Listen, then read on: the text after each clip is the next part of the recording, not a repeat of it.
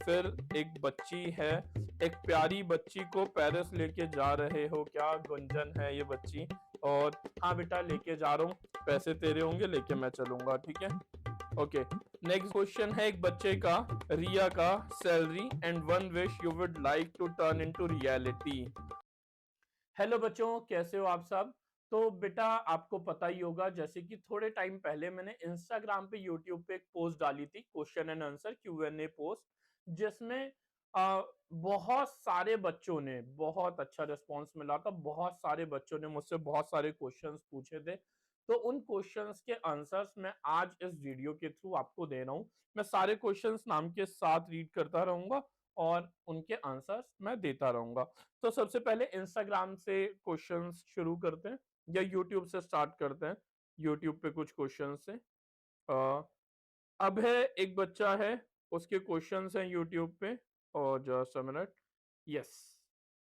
तो सबसे पहला जो क्वेश्चन है, फोन साइलेंट कर देता हूं मैं।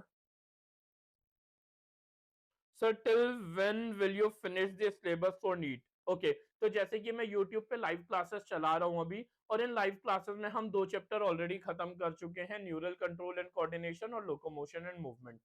तो अब बाकी के चैप्टर्स में आगे पढ़ाता रहूंगा और मैं ट्राई करूंगा अपनी तरफ से 31 जनवरी तक सारे चैप्टर्स करा दूं, प्लेलिस्ट कंप्लीट कर दूं, सारे चैप्टर्स करा दूं। इसके साथ साथ मैं बहुत जल्दी within a week start कर दूंगा, 1-2 दिन में ही बल्कि स्टार्ट कर दूंगा कि शॉर्ट रील्स के थ्रू पूरा सिलेबस कंप्लीट कराऊं। एक छोटा सा टॉपिक लूं, शॉर्ट रील के थ्रू 1 मिनट 1.5 मिनट की एक शॉर्ट वीडियो के थ्रू उस टॉपिक को एक्सप्लेन करूं, फिर नेक्स्ट वीडियो में अगला टॉपिक, ऐसे चलते चलते हम पर चैप्टर भी टॉपिक्स को खत्म करने की कोशिश करेंगे। तो शॉर्ट वीडियो लॉन्ग वीडियो दोनों के थ्रू मैं आपको अपनी तरफ से फ्री ऑफ कॉस्ट 100% अपना एफर्ट लगा के ट्राई करूंगा कि सारा कोर्स बायोलॉजी का आपको, बॉटनी जूलॉजी सब कुछ फ्री ऑफ कॉस्ट पढ़ा दूं। ओके, नेक्स्ट क्वेश्चन है अभय का ही। Sir please give some tips for physics enable to solve questions and how to increase marks in demo test. बेटा फिजिक्स के लिए टिप जो है, आप बेसिक रूल तो यही है कि आप टॉपिक को समझो, कंसेप्चुअली समझो, आप टॉपिक के पीछे के रीजन सोचो। फिजिक्स में मेरी फिजिक्स टचवुड 11th में मुझे फिजिक्स बहुत इंटरेस्टिंग लगती थी और अच्छी भी थी 11th तक ही। फिर धीरे धीरे इंटरेस्ट खत्म हो गया और मैं बायो की तरफ चला गया। तो आप फिजिक्स को कंसेप्चुअली समझो, उसके पीछे के रीजन फैक्ट समझने की कोशिश करो, सोचो उसके बारे में, और क्वेश्चंस प्रैक्टिस ज्यादा करो। ठीक है, अगर 50 क्वेश्चन कर रहे हो तो 100 करो, 100 कर रहे हो तो 150 200 करो। ठीक है, 200 250 300 क्वेश्चन पर चैप्टर होने चाहिए आपके, और उन क्वेश्चंस को बार बार करो। जो भी क्वेश्चन आपसे फर्स्ट अटेम्प्ट में नहीं हो पाता, उस क्वेश्चन को सर्कल करो, उसे दोबारा भी प्रैक्टिस करो। Okay, are you a one man army? वैसे तो हाँ, मैं अकेला ही सारा काम करता हूँ, सारी वीडियोस मैं ही बनाता हूँ, सिर्फ बायोलॉजी रिलेटेड ही काम है, फिजिक्स केमिस्ट्री नहीं है। हाँ, इसके अलावा मेरा भाई है कुणाल, जो सारा सोशल मीडिया देखता है, सारी पोस्ट अपलोड करना, अपडेट करना, अप टू डेट रहना, वो कुणाल देखता है। तो बेसिकली वी आर टू। एक क्वेश्चन है एक बच्चे का, रिया का, salary and one wish you would like to turn into reality. Salary तो खैर छोड़ो, क्या बात करोगे सैलरी पे तो, ठीक है। और एक विश जो मैं रियलिटी में कन्वर्ट करना चाहूँ, ऐसी कोई विश यार, बहुत बचपन में बहुत देखते थे। अभी तो यही है कि बस, ऑनेस्टली बोल रहा हूँ, ऐसा वीडियो के लिए नहीं बोल रहा, बच्चों का भला करना, फ्री ऑफ कॉस्ट पढ़ाना चाहता हूँ, और शायद अच्छे से पढ़ाता रहूंगा, हेल्प करता रहूंगा बहुत सारी बच्चों की। तो जो मेरी विशेस हैं वो पूरी हो जाएंगे, लाइक बहुत सारे सब्सक्राइबर चाहिए मुझे। तो ये सभी विशेस हैं अभी के लिए। Studio tour and your daily schedule? मेरा डेली शेड्यूल तो वेरी कर जाता है। जब जिम जाता हूँ, सुबह एक्सरसाइज करने जाता हूँ, तो मॉर्निंग में लगभग 6-7 बजे तो हमेशा ही उठ जाता हूँ, लेट कभी उठता नहीं हूँ। उठ के वॉक पे चला गया या जिम चला गया, उसके बाद ब्रेकफास्ट किया, ऑफिस चला गया। लगभग 10 to 7 या 11 to 8 ऑफिस में होता हूँ, क्लासेस होती हैं। फिर रात को आता हूँ, अपना यूट्यूब रिलेटेड जो काम होते हैं, कोई पीपीटी बनाना, बच्चों के नोट्स बनाने, या बहुत सारे बच्चों के मैसेजेस इकट्ठे हो जाते हैं इंस्टाग्राम पे रोज, काउंसलिंग में हेल्प करना, वो सब रिप्लाई करता हूँ। एंड देन बस, ओके, इंस्टाग्राम के मैसेजेस पे हम आते हैं।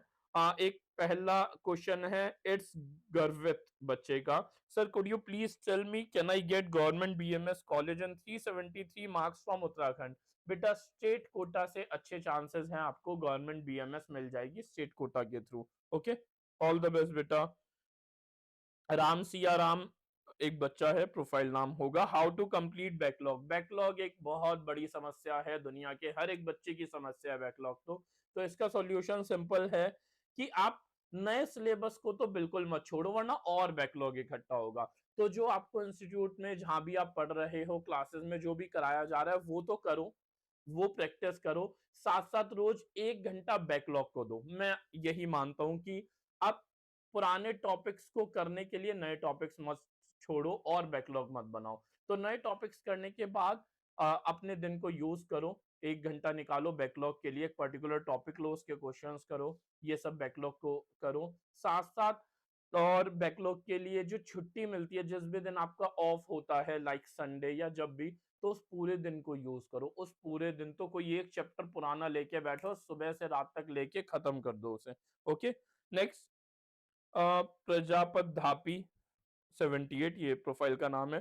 सर एमसीसी के राउंड थर्ड में कॉलेज मिलने के बाद जैसे किसी स्टेट के कॉलेज मिल जाए तो ट्रांसफर हो जाता है। बेटा अगर आपको एमसीसी के राउंड 3 में कोई कॉलेज मिल जाएगा तो स्टेट राउंड से आप बाहर हो जाओगे, आपको स्टेट राउंड से कॉलेज ही नहीं मिलेगा। ओके, नेक्स्ट, लास्ट टाइम में रिवीजन कैसे करते हैं सर, मींस लास्ट के 2 मंथ्स। देव, बेटा इसका सॉल्यूशन है कि आप पूरे साल अपने एक शॉर्ट नोट्स बनाओ, मिस्टेक नोटबुक बनाओ। मैंने इंट्रोडक्शन टू बायोलॉजी की एक वीडियो बनाई थी, उसमें बताया था। सारे शॉर्ट नोट्स मिस्टेक नोटबुक बनाओ, जितने भी क्वेश्चंस कर रहे हो, जो जो गलत हो रहे हो उन्हें एक नोटबुक में या सारे टेस्ट में उन्हें सर्कल करो। आपने क्या आंसर टिक किया था, करेक्ट आंसर क्या होगा, क्यों होगा, वो सब लिखो। बायोलॉजी के टिप्स दूं तो एक रजिस्टर आपको होना चाहिए जिसमें सारे डिजीजेस डिसऑर्डर हो, एक में साइंटिफिक डाटा हो, साइंटिफिक नेम्स हो, और एक में सारी डिस्कवरी की डेट्स एंड ऑल ये सब हो डाटा। तो इनसे लास्ट के 2 महीने में आप 5-6 बार बहुत आराम से रिवीजन कर सकते हो। ओके, मोहम्मद, आप इतने नाइस कैसे हो सर, यार ये मुझे भी नहीं पता। नित्या, हेलो सर वेडनेसडे को क्लास है क्या? हाँ जी बेटा नित्या, बिल्कुल है वेडनेसडे को क्लास। अक्षर, कोई तरीका है जिससे माइटोकॉन्ड्रिया को पूरी बॉडी का पावर हाउस बनाया जा सके? बेटा माइटोकॉन्ड्रिया सेल का पावर हाउस है और हमारी पूरी बॉडी सेल से बनी है, तो पूरी बॉडी का पावर हाउस भी माइटोकॉन्ड्रिया ही है। ठीक है, ये जरूर नॉन मेडिकल का बच्चा होगा जब इसका ये डाउट आया, कोई बात नहीं। हिमांशु, और सर क्या चल रहा है? फॉग तो नहीं बोलूंगा मैं, चल रहा है, बस पढ़ो अच्छे से, मेहनत करो। इसके बाद Humaira Wadoo, sir which is best BDS और आयुष कोर्सेज? बेटा दोनों अपनी अपनी जगह अच्छे हैं, दोनों के प्रॉस हैं, दोनों के कॉन्स हैं।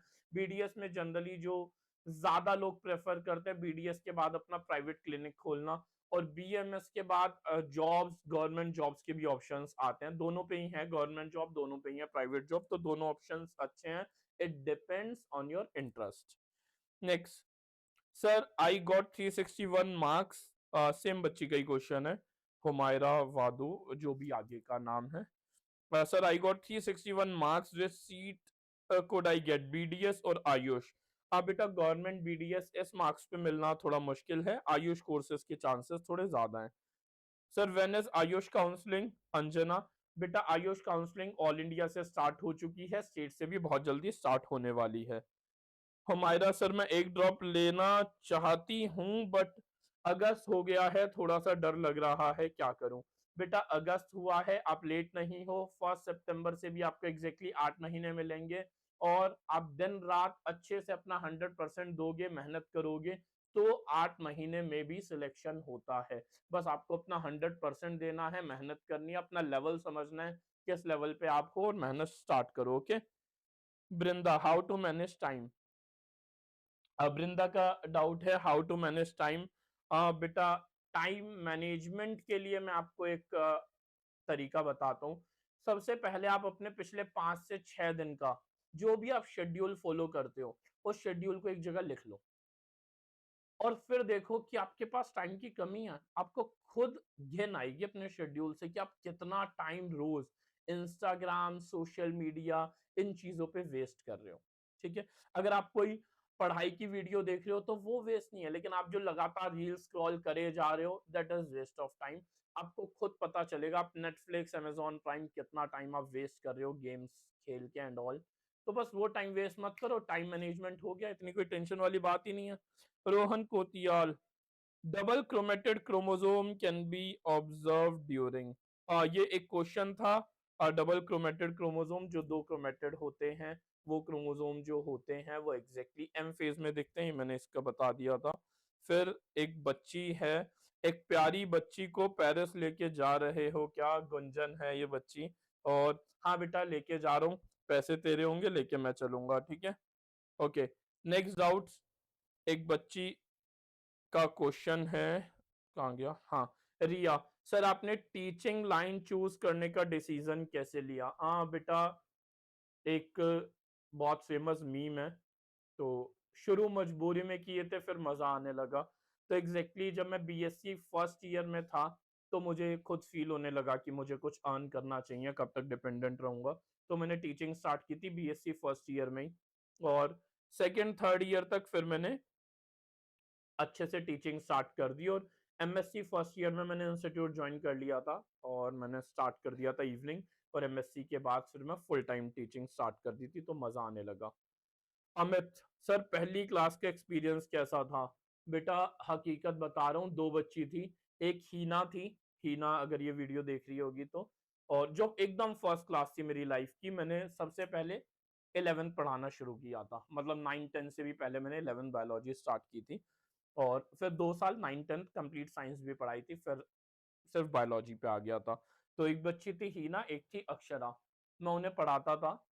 और जो फर्स्ट डे था ना, मैं ऑनेस्टली बता रहा हूँ इस वीडियो में, जब मैं पढ़ा रहा था, दो बच्चे थे, मैं पढ़ा रहा था, मेरा मेरी मेरी टांग कांप रही थी उस टाइम पे। क्योंकि वो एकदम ही फर्स्ट एक्सपीरियंस था मेरा। और 11th का मैं बेसिक इंट्रोडक्शन दे रहा बायोलॉजी का, और दोनों ही बच्ची इंटेलिजेंट थी, दोनों ही बच्ची बहुत बढ़िया थी।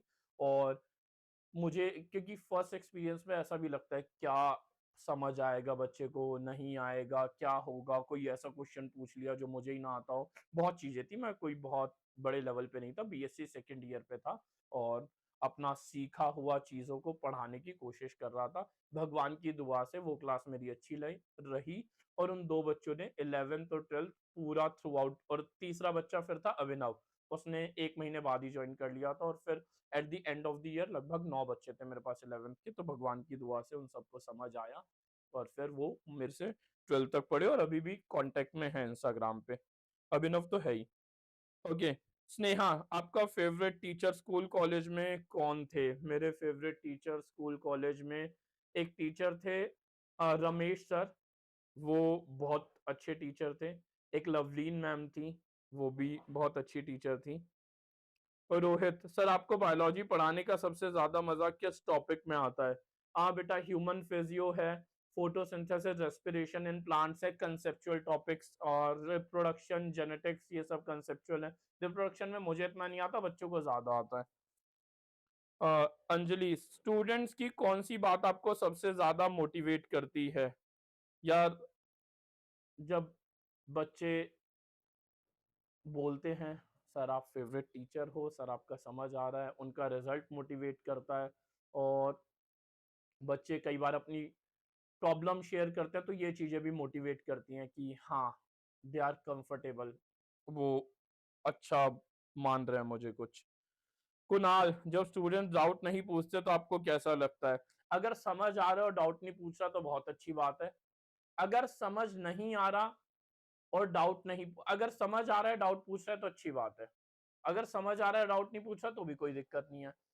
कोई बच्चा जो पढ़ना ही नहीं चाह रहा, डाउट नहीं पूछ रहा, कोई बात नहीं, जो पढ़ना ही नहीं चाह रहा मैं कुछ कर नहीं सकता। लेकिन वो बच्चा जो पढ़ना चाह रहा है, डाउट है लेकिन पूछ नहीं रहा, तो यार पूछो, चाहे क्लास के बाहर पूछो। तो मैं यही बोलता हूँ, और भगवान की दुआ से क्लास के बाहर पूछ लेते हैं बच्चे मुझसे। सिमरन, सर नीट एस्पिरेंट्स की सबसे बड़ी गलती क्या होती है। नीट एस्पिरेंट्स की सबसे बड़ी गलती होती है शुरू के कुछ महीनों में बहुत ज्यादा हर चीज पे ध्यान देना।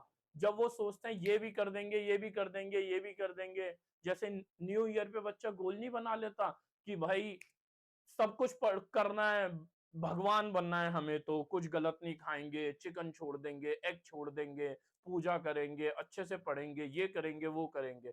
नीट का बच्चा भी जब पहली बार आता है नीट के लिए पढ़ना शुरू करता है तो एकदम जोश में होता है, ये भी बुक करेंगे, ये भी बुक करेंगे। सबसे बड़ी गलती होती है, एक या दो बुक पकड़ो, उन्हें पूरे साल करो। Consistency is more important. Okay, Muskan, notes बनाने का बेस्ट मेथड क्या है?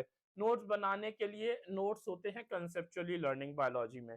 तो आप पहले कंसेप्ट को समझो। मैं जो नोट्स बनाता हूँ उन्हें देखो, या जहां भी आप पढ़ते हो वहां के नोट्स देखो, उन चीजों को नोट करो और उन्हें पढ़ के फिर एनसीईआरटी लाइन टू लाइन पढ़ो। एनसीईआरटी के शॉर्ट नोट्स बनाना चाहो तो वो बना सकते हो। ओके अनुष्का, आपको कब लगता है कि एक स्टूडेंट डॉक्टर बन सकता है?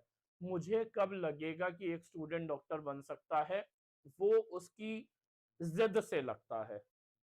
अगर कोई स्टूडेंट बहुत जिद्दी है, सिर्फ जिद नहीं, डेडिकेशन, कंसिस्टेंसी सब कुछ चाहिए, ठीक है, डिसिप्लिन चाहिए।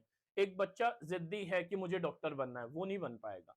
एक बच्चा जो जिद्दी है और उसने पूरे साल अपने काम के लिए मेहनत करने को वो तैयार है, बहुत सारे एग्जाम्पल है मेरे पास। आयुष मेरा स्टूडेंट, मानसी, शिवम, लक्ष्य, हिमांशी, गुरलीन, बहुत सारे बच्चे हैं जिनमें जिद के साथ डेडिकेशन थी, पूरे साल मेहनत की, 11th 12th में 2 साल मेहनत की और फिर वो डॉक्टर बने।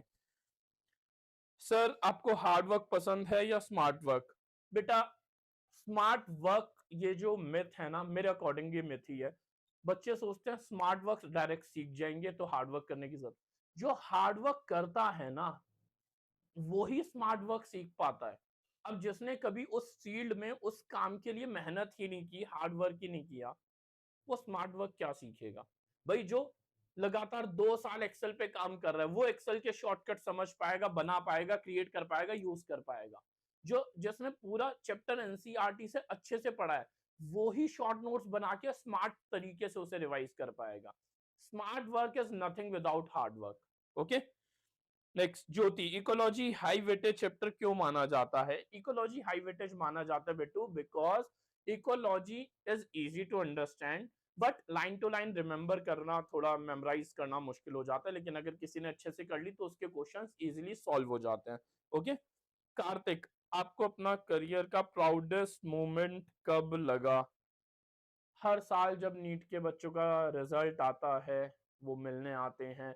जिसका रिजल्ट नहीं भी आया वो एज अ सिस्टर या ब्रदर मुझसे मिलने आता है, बच्चे इंटरेक्ट करते हैं, यही सब प्राउडेस्ट मोमेंट लगते हैं। अब है कोचिंग वर्सेस सेल्फ स्टडी, क्या रिकमेंड करते हो? बेटा दोनों। कोचिंग तुम्हें सिखाएगा कैसे पढ़ना है, सेल्फ स्टडी इज डिसिप्लिन। सिर्फ सेल्फ स्टडी कुछ भी नहीं है और सिर्फ कोचिंग कुछ भी नहीं है, दोनों का कॉम्बिनेशन जाके रिजल्ट देता है। ओके, कुछ क्वेश्चंस और रह गए हैं। आ, विवेक, अगर आप एक दिन के लिए स्टूडेंट होते तो क्या करते? एक दिन के लिए स्टूडेंट होता तो क्या करता? बस पढ़ाई करता, अपने और जो कंसेप्ट्स कभी वीक रह गए उन पे काम कर लेता। क्या कर सकता था? सर एक सुपर पावर मिलती तो आप क्या चूज करते? सुपर पावर मिलती तो क्या चूज करता कि जितने ज्यादा बच्चों की मैं हेल्प कर पाऊं वो करता। सीमा, सर स्टूडेंट्स के साथ सबसे फनी मोमेंट कौन सा हुआ? स्टूडेंट्स के साथ बहुत सारे हैं यार, बहुत सारे मोमेंट्स होते हैं फनी, जो बात करते करते अभी एकदम से याद नहीं आएगा। तो लास्ट क्वेश्चन, इत्तेफाक से last but not the least, Akshay, अगर एक लाइन में अपने स्टूडेंट को मैसेज देना हो तो क्या देंगे? एक लाइन का मैसेज यही है, स्टे डिसिप्लिन्ड। डिसिप्लिन, कंसिस्टेंसी सबसे बड़े हथियार है। मोटिवेशन मोटिवेशन कुछ नहीं होता, 1 2 दिन के लिए आएगा फिर हट जाएगा। ओके, तो स्टे डिसिप्लिन। ओके, तो ऐसे ही अगर कभी आपके और भी कुछ क्वेश्चंस हो तो बीच बीच में इंटरेक्ट करते रहेंगे। कोई भी क्वेश्चन हो आपका, चाहे वो आपको करियर का हो, पढ़ाई का हो, कोई भी इशू हो, कुछ भी आप मुझसे डिस्कस कर सकते हैं, will definitely help you out. Okay, मिलते हैं नेक्स्ट वीडियो में अगेन। गॉड ब्लेस यू बेटा।